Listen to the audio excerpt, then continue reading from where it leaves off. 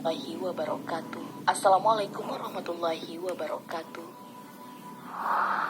Sahabat beriman, hari kebangkitan itu tiba. Nyawa-nyawa yang mati kini Allah hidupkan kembali untuk berjalan menuju padang mahsyar. Manusia yang satu ini rupanya menjadi sosok yang pertama kali dibangkitkan. Namun malaikat pun sangat malu untuk membangunkannya. Siapakah sosok tersebut dan kenapa malaikat sangat minder kepada manusia ini? Tonton video ini hingga akhir agar tidak sesat. Setelah kematian, manusia mengalami beberapa fase lain sebelum akhirnya dibangkitkan dan bertemu Allah Subhanahu wa Ta'ala kelak. Perjalanan manusia dimulai dari alam barzah atau yang disebut juga alam kubur. Kubur inilah yang akan menjadi gerbang perantara manusia yang berada di dunia menuju akhirat. Di alam kubur ini, rangkaian pertanyaan oleh Mungkar dan Nakir akan menghujani umat manusia terkait track record amalannya selama di bumi. Setelah di alam kubur, manusia juga akan dibangkitkan dari alam kubur. Bayangkan saja, sebuah benih kecil tumbuh di atas tanah. Begitulah cara Allah membangkitkan hambanya yang telah mati di alam kubur. Peristiwa ini juga dikenal dengan istilah Yaumul Ba'ats. Inilah hari yang sangat dinanti-nanti manusia. Hari yang sangat mendebarkan karena manusia akan ditunjukkan jalan menuju ke padang mahsyar. Yaumul Ba'ats sebenarnya juga telah digambarkan dalam Al-Quran, sebagaimana yang tertera dalam surah An-Nahl ayat 38. Dan mereka bersumpah dengan nama Allah dengan sumpah yang sungguh-sungguh. Allah tidak akan membangkitkan orang yang mati. Tidak demikian, pasti Allah akan membangkitkannya sebagai suatu janji yang benar darinya. Tetapi kebanyakan manusia tidak mengetahui.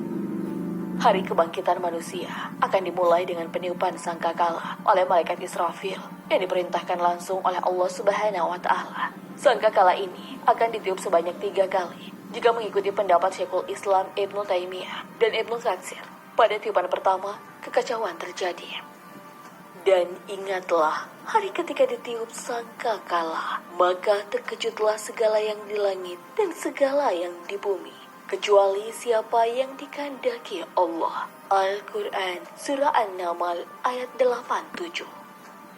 Pada tiupan kedua, yakni tiupan asyaik, akan mematikan manusia, dan yang terakhir adalah tiupan qiyam, yakni tiupan bangkit.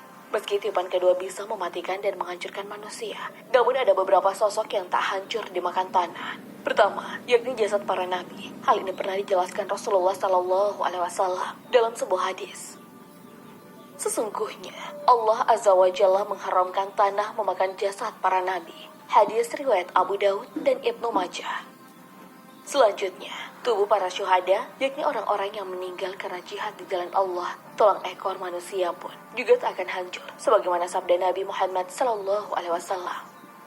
Sesungguhnya, pada diri manusia ada satu tulang yang tak dimakan tanah selamanya. Padanya, manusia disusun kembali pada hari kiamat. Para sahabat bertanya, tulang apakah itu? Wahai Rasulullah, beliau SAW menjawab, tulang ekor. Hadis riwayat Muslim. Setelah mengamati bagaimana proses terjadinya hari kebangkitan, selanjutnya mari kita selami bagaimana kondisi manusia saat dibangkitkan dari alam kubur. Saat ini, Allah Subhanahu wa Ta'ala akan menurunkan hujan yang membasahi bumi dan menumbuhkan jasad manusia dari tulang ekornya, layaknya sayuran yang tumbuh karena disirami air hujan. Begitulah jasad manusia kemudian akan tumbuh dan bangkit kembali. Dan Rob yang menurunkan air dari langit menurut kadar yang diperlukan. Lalu kami hidupkan dengan air itu negeri yang mati. Maka seperti itulah kamu akan dikeluarkan dari dalam kubur. Al-Quran, Surah Zukhruf, ayat 11. Selain ayat tadi, bercermin dari penjelasan Rasulullah SAW dalam sebuah hadis dari Abdullah ibnu Abbas radhiyallahu anhu. Sepertinya manusia akan kembali suci tanpa membawa apapun yang mereka miliki saat di dunia. Kita akan dibangkitkan dalam keadaan tanpa alas kaki. Tak selai kain pun melekat pada tubuh kita. Para laki-laki juga belum dihitan. Lalu kemudian berjalan menuju padang mahsyar. Pada hari kebangkitan itu, Allah Subhanahu wa Ta'ala akan membangkitkan 4 malaikat, yakni malaikat Jibril, malaikat Israfil, malaikat Mikail, dan malaikat Israel, untuk menjemput seorang manusia yang nantinya akan menjadi manusia pertama yang akan dibangkitkan. Adalah Rasulullah Sallallahu Alaihi Wasallam, sosok tauladan kita yang akan dibangkitkan pertama. Umat Nabi Muhammad pun juga akan menyusul dan menghiasi taman-taman syurga yang sudah disediakan oleh Allah Subhanahu wa Ta'ala. Tak hanya itu, Allah Subhanahu wa Ta'ala juga akan membangkitkan seekor hewan. Bisakah kamu tebak hewan apa itu? Apakah kucing? Karena Rasulullah senang dengan kucing. Apakah kuda? Karena selalu setia menemani Rasulullah berperang. Apakah unta? Karena menjadi transportasi Nabi kemana-mana. Atau burak, tunggangan Nabi pada saat Isra Mi'raj? Jawabannya adalah burak. Meski hewan-hewan lainnya memiliki tempat tersendiri di hati Rasul, namun hewan burak yang akan dihiasi oleh malaikat dengan pakaian, cahaya, dan ditetesi batu yakut. Tali kekang burak terbuat dari batu zamrud dengan 2 perhiasan berwarna hijau dan kuning. Bersama burak, keempat malaikat itu akan menjemput Rasulullah Shallallahu Alaihi Wasallam dan membangkitkan Rasul dari alam kubur. Setelah mendarat di dunia yang sudah hampa dan tak terisi, para malaikat lalu mencari makam Rasulullah. Selang beberapa waktu, karena makam Rasulullah Sallallahu Alaihi Wasallam yang bercahaya membuat mereka lebih mudah mengenali keberadaan jasad Rasulullah.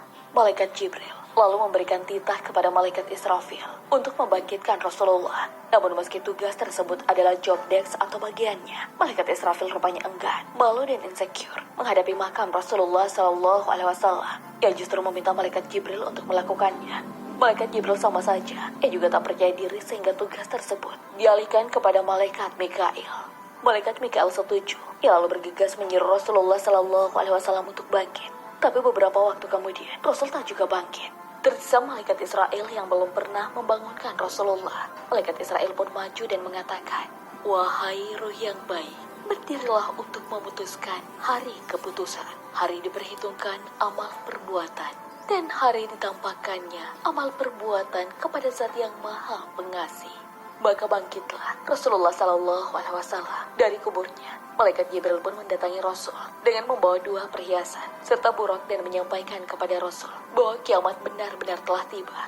Mendengar hal tersebut, Rasulullah uring-uringan. Ternyata Rasulullah merasa gelisah karena teringat kepada umatnya. Malaikat Israfil kemudian menenangkan dan berkata, "Demi kemuliaan Tuhanku, wahai Nabi Muhammad, aku belum meniup sangkakala kebangkitan sebelum kebangkitanmu." Mendengar hal tersebut, hati Rasul kembali plong sebab beliau sangat khawatir jika umatnya dimasukkan terlebih dahulu ke neraka. Rasulullah Sallallahu Alaihi Wasallam memang sangat menyayangi umatnya, bahkan di penghujung hidupnya dan menghadapi sakitnya sakaratul maut. Beliau mengingat dan menyebut umatnya sebanyak 3 kali. "Ya Allah, dahsyat sekali maut ini. Timpakan saja semua siksa maut ini kepadaku. Jangan timpakan kepada umatku. Peliharalah sholat dan peliharalah orang-orang yang lemah di antara kalian. Ummati, ummati, ummati." Hingga akhirnya, beliau menutup usia pada usia 63 tahun. Dan terjadi lagi, saat manusia akan dibangkitkan, Rasul teringat lagi akan umatnya. Untuk itu, bukanlah hal yang berlebihan jika umat muslim senantiasa merayakan maulid untuk mengenang perjuangan Rasul, juga menghidupkan kebaikan-kebaikan Rasulullah di masa lalu. Sebab semakin mengenal Rasulullah dan budi pekertinya, semakin kita akan takjub dan mendapat belas kasih dari Allah atau syafaat Rasul di surga kelak. Barang siapa menghidupkan atau menjalankan sunnahku, maka ia benar-benar telah mencintaiku. Dan barang siapa mencintaiku, maka ia akan bersamaku di surga. Hadis riwayat Tirmizi. Sahabat beriman, bagaimana cara kamu mencintai Rasul? Sudahkah kamu selawat hari ini? Allahu a'lam bishawab.